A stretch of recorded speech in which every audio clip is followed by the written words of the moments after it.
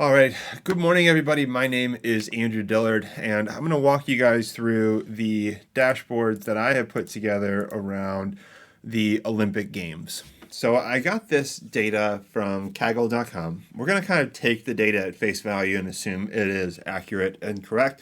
I really have no way to validate it, and there are certain things that I see within the underlying data set that give me some pause for concern, but we'll take it at face value for the purposes of this exercise. So I wanted to understand, what has the summer games really looked like over time? And this data set allowed us to look back to the first published date around 1896, and then kind of looking at the data all the way through 2020.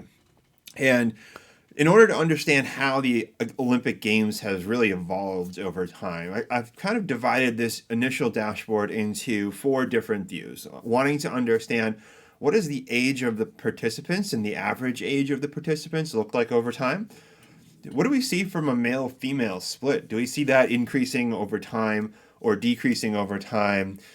Which country is actually the leader in total gold medals? And then what do we see for the number of unique sports over time? So we'll walk through each of these four metrics in a little bit more detail, and I'll be sure to post a link to this dashboard to the Tableau servers in the discussion as well.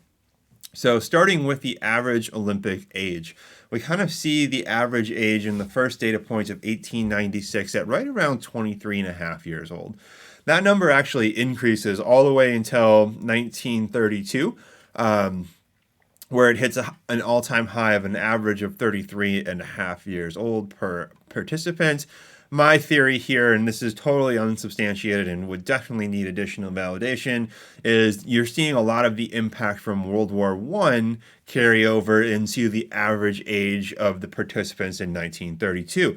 A younger, more male-based fighting age person more likely to have been killed in World War I in battle, which leads to kind of a higher overall average age. Again, totally a theory, but needs to be confirmed before we make anything of that.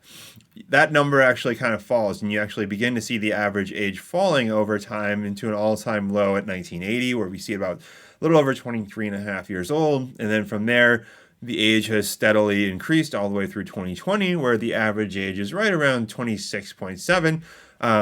My theory, again, unsubstantiated here, is you're seeing the average age increase up. Modern medicine has increased.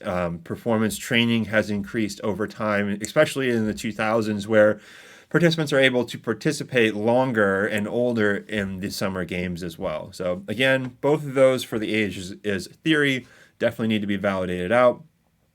Wanting to know a little bit more about the participant mix, what does that look like over time? The first participant of the female participant showed up in 1900. That was Helene de Portales, who actually won an Olympic gold medal in sailing. And then you see that split really getting down to about 50-50 male versus female in the 2020 games there.